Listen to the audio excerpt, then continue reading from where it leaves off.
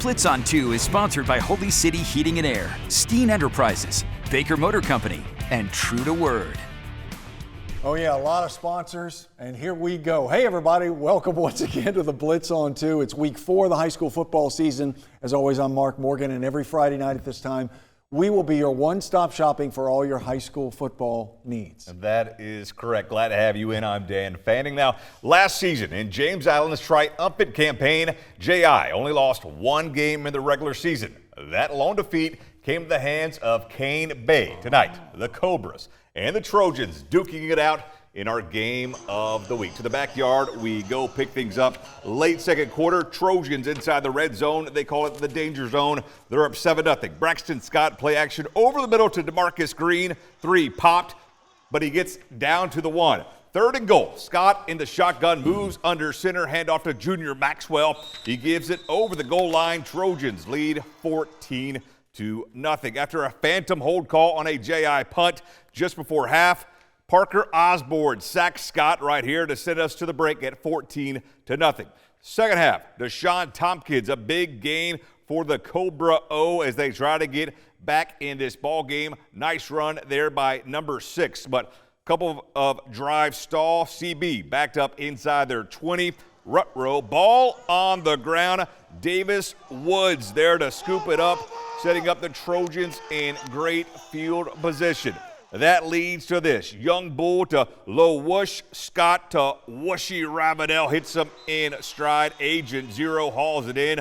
Then shows off some dance moves. Dancing with the Stars there by Ravenel. 21-0 Trojans as we go to the board. J.I., you know, the Trojans rumble over Cane Bay 28-7.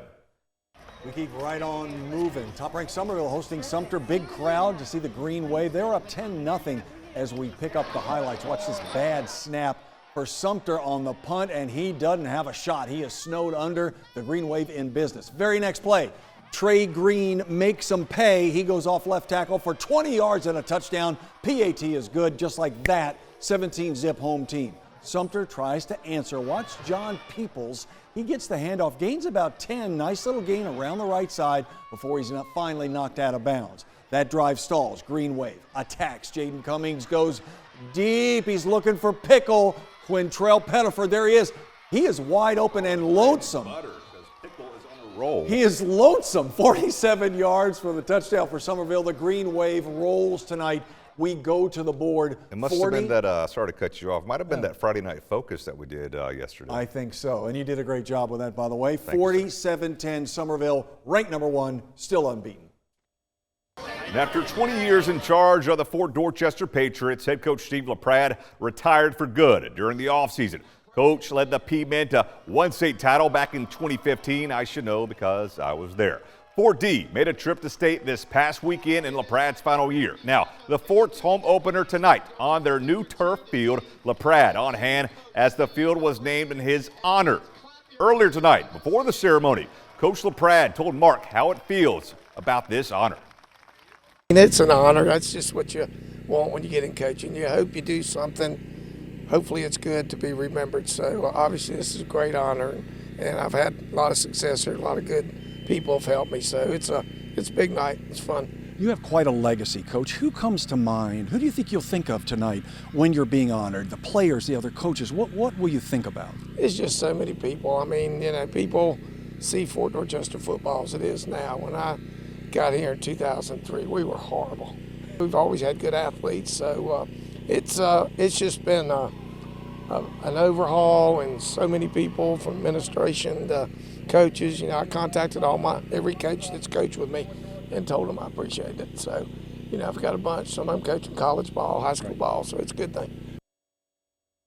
As for game number one on Steve LaPrade Field, here we go, already up big. Davion Brown, 25-yard scoot around the right side. Touchdown P-Men, or as Richard Todd would say, Patriots. 52-0 Fort D.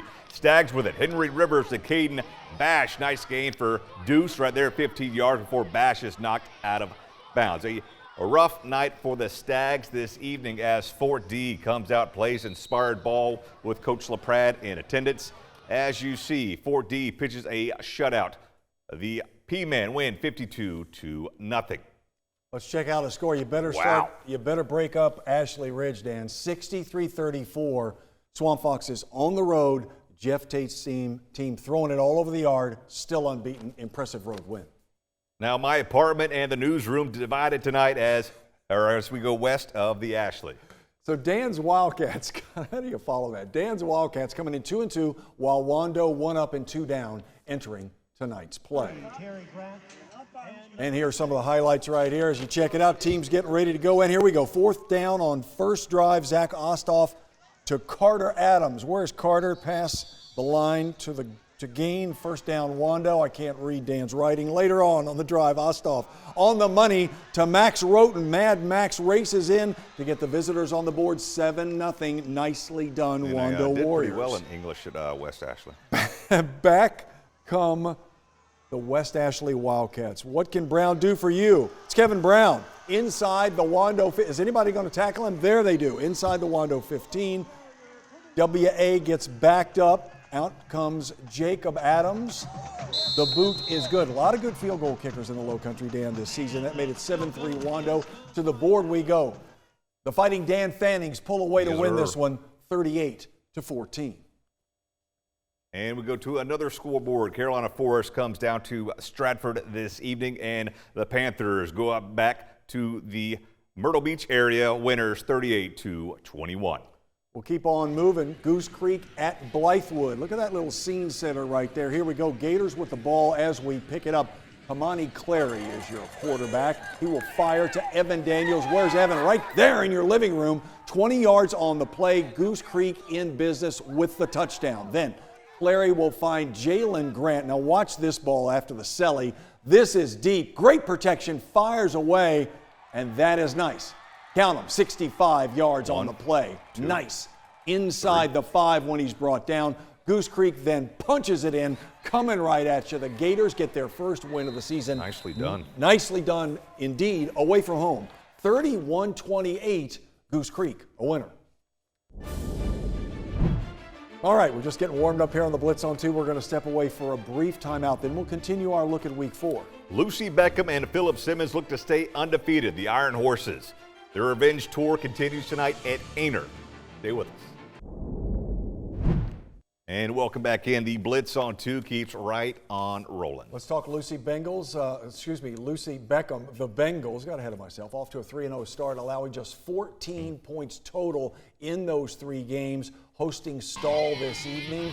Let's get to it right now. Robert Hayes Field. Bengals get on the board right away after they race on the field with a bunch of flags and a bunch of smoke. The Stall punter, no time to kick it. He's tackled the end zone. There's the international symbol for that's a safety. It's better bless up. It's 2-zip Lucy Beckham. On the ensuing drive, Bengals waste a little time. They go up top. Chalmers Ballard tosses it to Mason nice Hombres. He gathers it in. Nice catch. Not bad shooting. 27 yards on the play. PAT was good. 9-0 Lucy Beckham. Stall with it now. Watch Jaden Mack, quarterback, kind of fades back, kind of a little guy, kind of water bugging around there, takes it himself, shows some speed. 10-yard gain for the Warriors. It was a rough night for Stall, though. Warriors eventually have to punt it away. Bengals driving now. Charles Bird with a nice run, 20 yards before he is brought down. Don't forget, Lucy Beckham has a pretty good run game, folks, as well. Now the Bengals cash in. It is Bird.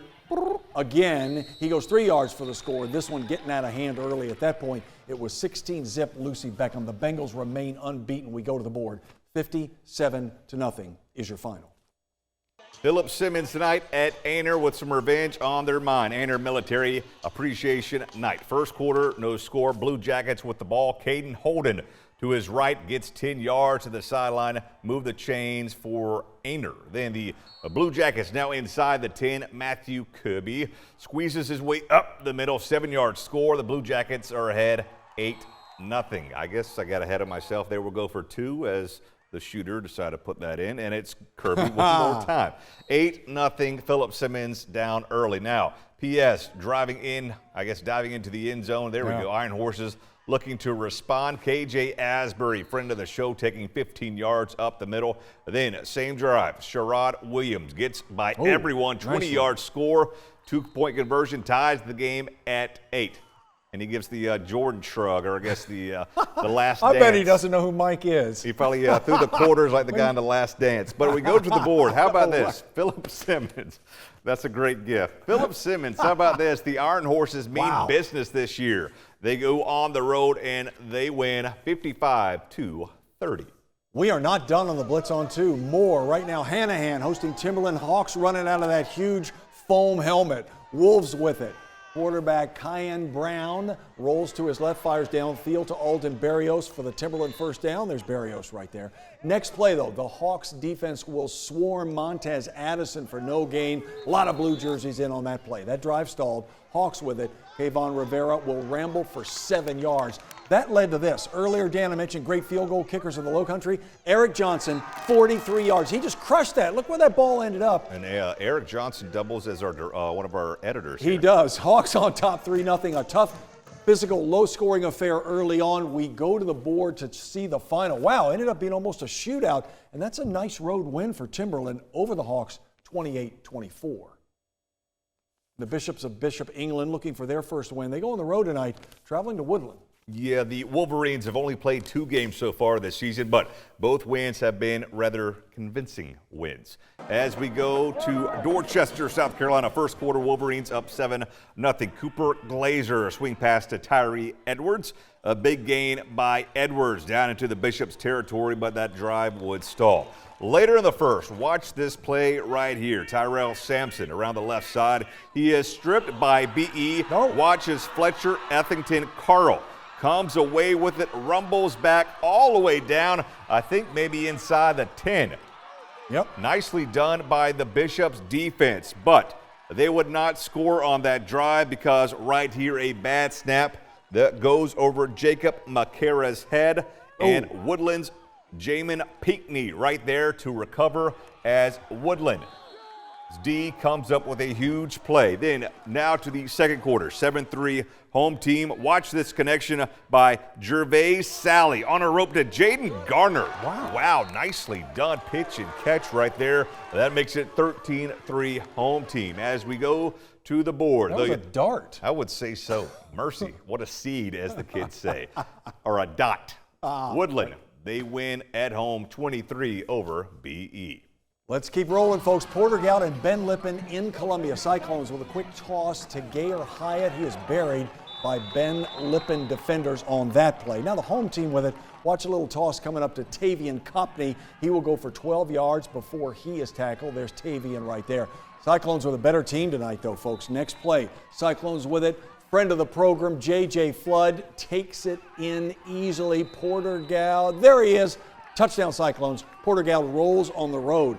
42-9, your final. I tell you, Brad Bowles has the boys playing some good football. As we go to another score this evening, Bethune-Bowman over MMA 36-14, your final.